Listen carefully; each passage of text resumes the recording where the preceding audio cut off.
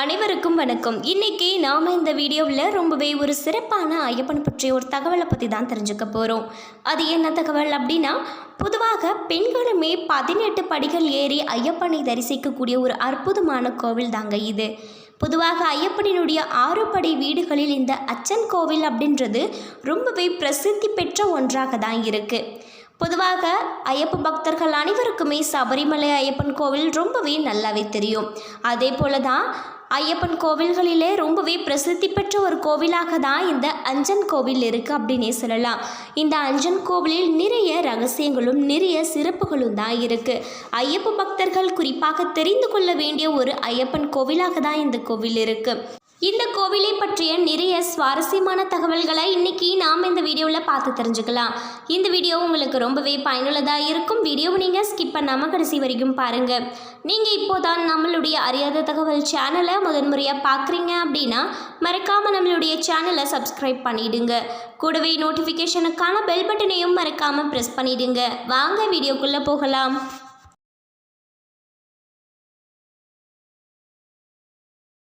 பொதுவாக பார்த்தீங்க அப்படின்னா சபரிமலை ஐயப்பன் கோவிலுக்கு அடுத்து பிரசித்தி பெற்றது அப்படின்னா இந்த அச்சன் கோவில் அப்படின்னே சொல்லலாம். ஐயப்பனினுடைய 6 படை வீடுகளில் இது ஒன்று தான். அஞ்சன் கோவிலில் அரசனான ஐயப்பன் வீற்றிருக்கக்கூடிய பகுதி தமிழக கேரளா எல்லையில் உள்ள செங்கோட்டையில் இருந்து 28 கிலோமீட்டர் தூரத்தில் தாங்க இருக்கு. கேரளா மாநிலத்தில் அடர்ந்த வனப்பகுதியில் இயற்கை சூழ்ந்த ஒரு அற்புதமான இடத்துல தான் இந்த தலம் அமைந்திருக்கு. மண்டல மகோற்சவ விழா மற்றும் இந்த தலத்தினுடைய முக்கிய நிகழ்வாக தான் சொல்லப்படுது.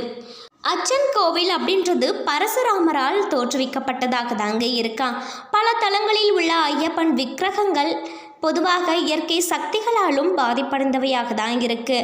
ஆனால் இந்த அச்சன் கோவிலில் இருக்கக்கூடிய ஐயப்பன் மட்டுமே பழைய விக்கிரகம் என்றுமே இருக்கு அப்படின்னு சொல்லப்படுது. அதோடு மட்டும் இல்லாமல் பொதுவாக ஐயப்பனுக்கு கார்த்திகை மாதம் 30ஆம் தேதி புனலூர் கருவூலத்தில் இருந்து அச்சன் கோவில் அரசனுக்கு திரு ஆபரணங்கள் கொண்டு வரப்படும் அப்படின்னு சொல்லப்படுது. அதோடு மட்டும் இல்லாமல் மார்கழி முதல் நாளே காலை கொடியேற்றத்துடனே திருவிழா நடக்குமா. ஐயப்ப தலங்களிலேயே 10 நாட்கள் திருவிழா நடப்பது சபரிமலையிலும் அச்சன் கோவிலில் மட்டுமே தான் இருக்கும் அப்படின்னு சொல்கிறாங்க. இந்த அச்சன் கோவிலில் நடக்கக்கூடிய விழாவில் 9வது நாள் தேரோட்டம் இருக்கும் அப்படின்னும் சொல்லப்படுது. மற்ற ஐயப்ப தலங்களில் பார்த்தீங்க அப்படின்னா தேரோட்டம் இருக்காது. ஐயப்பன் பயன்படுத்திய வாள் இந்த திருத்தலத்தில் வைக்கப்பட்டிருக்கு அப்படின்னும் சிறப்பான தகவலாக தான் சொல்லப்பட்டிருக்கு. இந்த தலத்தில் சிவன் பார்வதி சன்னதிகளும் இருக்கான். இந்த சன்னதிகளுக்கு பின்னால் சுவாரஸ்யம் மிகுந்த பல கதைகளும் இருக்குது அப்படின்னு தான் சொல்லப்படுது. இந்த கோவிலுக்கு ஒரு விசேஷமும் இருக்குது. விஷப்பூச்சிகள் தீண்டினால் நள்ளிரவு நேரமானாலும் இங்கே இருக்கக்கூடிய ஐயப்பன் கோவிலுக்கு சென்று மணியடித்தால் நடை திறக்கப்பட்டு அந்த கோவிலில் இருக்கக்கூடிய தந்திரி மந்திரித்த தீர்த்தமும் ஐயப்பனின் விக்கிரகம் மீதுள்ள சந்தனத்தையும் தருவாராம். அதோடு மட்டும் இல்லாமல் அவை தான் விஷக்கடிக்கான மருந்து அப்படின்னு சொல்கிறாங்க.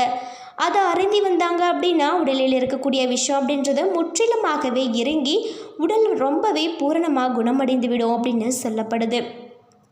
இங்கே நடைமுறை இன்றுமே அந்த ஊரில் நடைமுறையாக தாங்க இருக்கு. பொதுவாக இதற்காக வைத்தியரை நாடி யாருமே செல்வதில்லை அப்படின்னு சொல்கிறாங்க. அச்சன் கோவில் அப்படின்றது மிக சிறப்பான ஒரு ஐயப்பன் கோவிலாக தான் சொல்லப்படுது. கேரளா மாநிலத்தில் அச்சன் கோவில் அப்படின்ற இடத்துல இருக்கக்கூடிய ஐயப்பன் அப்படின்றவர் அச்சம் நீக்கி அருளும் அரசனாகவே தான் என்றளவுமே அருள் பாலித்து வராங்க.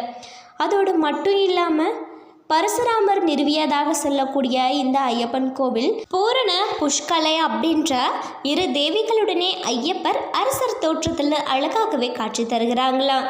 அதோடு மட்டும் இல்லாமல் இங்கே இருக்கக்கூடிய ஐயப்ப பக்தர்களின் அனைத்து வகையான அச்சங்களையும் நீக்கி வளமான வாழ்க்கைக்கு வழிகாட்டுவார் அப்படின்றது தான் இன்றளவுமே நம்பிக்கையாகவே தான் இருக்குது. பொதுவாக முன்பொரு காலத்தில் பார்த்தீங்க அப்படின்னா இந்த தளத்தில் இருக்கக்கூடிய ஐயப்பனை வழிபடுவதற்காக முதியவர் ஒருவர் தன்னுடைய ஊரிலிருந்து கிளம்பி அடர்ந்த காடுகளின் வழியாக சென்று கொண்டிருந்தாராம். இந்த நிலையில் பகல் கடந்து இரவு நேரம் ஆகிவிட்டதாம். இரவு வேளையில் அவருக்கு பாதை சரியாகவே தெரியவில்லையாம். மேலும் அவருக்கு வழி தவறி வேறு பாதையில் சென்று ஏதாவது ஆபத்து ஏற்படுவிடுமோ அப்படின்னு சொல்லிட்டு அந்த பயம் அவருக்குள்ளே ஏற்பட்டுச்சு. உடனே அவர் ஐயப்பனை மனதில் நினைத்து அச்சத்தை நீக்கி சரியான பாதையை காட்ட வேண்டும் அப்படின்னு சொல்லி வேண்டிக் கொண்டாராம். அப்போது பக்தனே, உன்னுடைய முன்பாக தோன்றும் என்னுடைய வாள் உன்னை என்னுடைய ஆலயத்திற்கு அழைத்து செல்லும். அச்சன் கோவிலை அடைந்தும் அந்த வாளை என் சன்னதியில் சேர்த்துவிடு அப்படின்னு ஒரு அசரறி ஒலித்ததாம். சிறிது நேரத்தில் ஒளி மிகுந்த வாள் ஒன்று அங்கே தோன்றியிருக்கு. அந்த வாள் முன்னோக்கி செல்ல அதனை பின்தொடர்ந்து சென்றார் முதியவர். மறுநாள் அதிகாலையில் கோவிலை அடைந்த முதியவர் கோவில் அர்ச்சகரை சந்தித்து இரவில் காட்டுக்குள் நடந்ததை சொல்லி அந்த வாளையும் அவரிடம் ஒப்படைத்து விட்டாராம். அப்போது கருவறையில் இருந்து என்னுடைய வாளை கருவறையில் வைத்து வழிபாடு செய்யுங்க, நான் உங்களுக்கு அரணாக இருந்து காப்பேன் அப்படின்னு ஒரு குரல் கேட்டுச்சான். அனைவருமே அதை கேட்டிருக்காங்க அந்த குரலை. அதோடு மட்டும் இல்லாமல் அன்று முதல் அந்த வாள் அச்சன் கோவில் ஐயப்பனினுடைய கருவறையில் வைத்து தான் வழிபாடுகளுமே செய்யப்பட்டு வருது. அச்சம் நீக்கிய ஐயப்பனினுடைய வரலாறாகவே தான் இந்த கதை சொல்லப்படுது. அதோடு மட்டும் இல்லாமல் பொதுவாக அச்சன் கோவில் ஆற்றின் கரையில் அமைந்திருக்கக்கூடிய இந்த கோவிலின் கருவறை பார்த்திங்கன்னா பூர்ணா புஷ்கலை அப்படின்னு சொல்லிட்டு 2 தேவிகளுடன் அரசர் தோற்றத்தில் இருக்கார் ஐயப்பன். இதனால் இங்கே இருக்கும் ஐயப்பனை கல்யாண சாஸ்தா அப்படின்னு சொல்லுவாங்க. இங்கே இருக்கக்கூடிய ஐயப்பனா வலது கையில் சந்தனம் மற்றும் புனித நீர் இருக்குது. இதனால் ஐயப்பனா பெரும் மருத்துவர் மகா வைத்தியா அப்படின்னும் அழைக்கப்படுவதும் உண்டு. அதோடு மட்டும் இல்லாமல் ஆலய வளாகத்தில் சிவன், பார்வதி, கணபதி, சுப்பிரமணியர், நாகராஜா, நாகையற்றி, மாளிகைபுரத்தம்மாள், சப்பானி மாடன், கருப்பசாமி போன்ற நிறைய தெய்வங்களுமே தான் இருக்காங்க. பொதுவாக இங்கே இருக்கக்கூடிய ஐயப்பனுக்கு அனைத்து சிறப்பு நாட்களிலுமே சிறப்பு வழிபாடுகள் அனைத்துமே செய்யப்படுவது வழக்கம்தான். ஐயப்பன் மண்டல வழிபாட்டு நாட்களில் சிறப்பு வழிபாடுகள் நடைபெற்று கொண்டே தான் இருக்கும். அதோடு மட்டும் இல்லாமல் ஆண்டுதோறுமே பார்த்தீங்க அப்படின்னா மலையாள நாட்காட்டியின்படி தனு, அதாவது மார்கழி மாதம் முதல் நாளில் இருந்து 10 நாட்கள் வரை பெருவிழா மகோற்சவம் நடைபெறும் அப்படின்னு தான் சொல்லப்படுது. இந்த விழா அப்படின்றது ஐயப்பனுக்கு அணிவிப்பதற்காக வைக்கப்பட்டிருக்கக்கூடிய தங்க ஆபரணங்கள் மற்றும் வாள் போன்றவை புனலூர் அப்படின்ற கருவறையில் இருந்து எடுத்து சென்று அணிவிக்கப்படுதான். அதோடு மட்டும் இல்லாமல் இங்கு திருவாபரண ஊர்வலம் செல்லும் பாதையானது கேரளாவில் இருக்கக்கூடிய புனலூர், ஆரியங்காவு, தமிழ்நாட்டில் இருக்கக்கூடிய செங்கோட்டை, தென்காசி உள்ளிட்ட நகரங்களினுடைய வழியாக தான் அமைந்திருக்கு அப்படின்னு சொல்லுவாங்க. விழாவினுடைய 9வது நாள் தேரோட்டம் நடைபெறுமா. மகரம், அதாவது தை மாதம் வரக்கூடிய ரேவதி நட்சத்திரத்தில் பூசொரித்தல் விழாவும் இங்கே நடக்கிறது அப்படின்னு சொல்லுவாங்க. இங்கே இருக்கக்கூடிய ஐயப்பன் பக்தர்களினுடைய அனைத்து வகையான பயத்தையும் அச்சங்களையும் நீக்கி நமக்கு பலமான வாழ்க்கைக்கு வழிகாட்டுவார் அப்படின்னு நம்பிக்கையாகவே தான் இருக்குது. அதோடு மட்டும் இல்லாமல் இந்த தல ஐயப்பனை வழிபடுவருக்கு திருமண தடைகள் இருந்தது அப்படின்னா அவை அனைத்துமே நீங்கிவிடுமா. இல்லறத்தில் இருப்பவர்களுக்கு மன மகிழ்ச்சியுடனான வாழ்க்கை அமையும் அப்படின்னு சொல்லுவாங்க. பாம்பு உள்ளிட்ட விஷ பூச்சிகள் கடித்தவர்களுக்கு கூட இங்கே இருக்கக்கூடிய ஐயப்பன் சிலையிலிருந்து சந்தனம் எடுத்து தரப்படும் அப்படின்னும், சந்தனத்துடன் புனித நீரையும் சேர்த்து பூசினால் விஷம் உடனடியாகவே நீங்கி அவங்க குணம் பெறலாம் அப்படின்னும் சொல்லப்படுது. அதோடு மட்டும் இல்லாமல் இந்த ஆலயத்தில் நிறைய தகவல்களுமே தான் இருக்குது. சபரிமலை ஐயப்பன் கோவிலுக்கு அடுத்தபடியாக ரொம்பவே புகழ்பெற்ற கோவிலாக தான் இந்த அச்சன் கோவில் ஐயப்பன் கோவிலாகவே இருக்குது. அதோடு மட்டும் இல்லாமல் ஐயப்பன் கோவில்களில் சபரிமலை, அச்சன் கோவில் ஆகிய இடங்களில் 10 நாட்கள் திருவிழாக்கள் தொடர்ந்து நடைபெறும் அப்படின்னு சொல்லப்படுது. அச்சன் கோவில் ஐயப்பன் கோவிலில் மட்டுமே தேரோட்டம் நடத்தப்படும் அப்படின்னும், பிற ஐயப்பன் கோவில்களிலெல்லாம் தேரோட்டம் இல்லை அப்படின்னு சொல்கிறாங்க. அச்சன் ஐயப்பன் ஆலயத்தில் ஆண்களுடன் அனைத்து வகையான பெண்களுமே தரிசனம் செய்ய அனுமதிக்கப்படுறாங்க அப்படின்றது தான் இந்த தலத்தினுடைய மிகப்பெரிய சிறப்பாகவே தான் சொல்லப்படுது.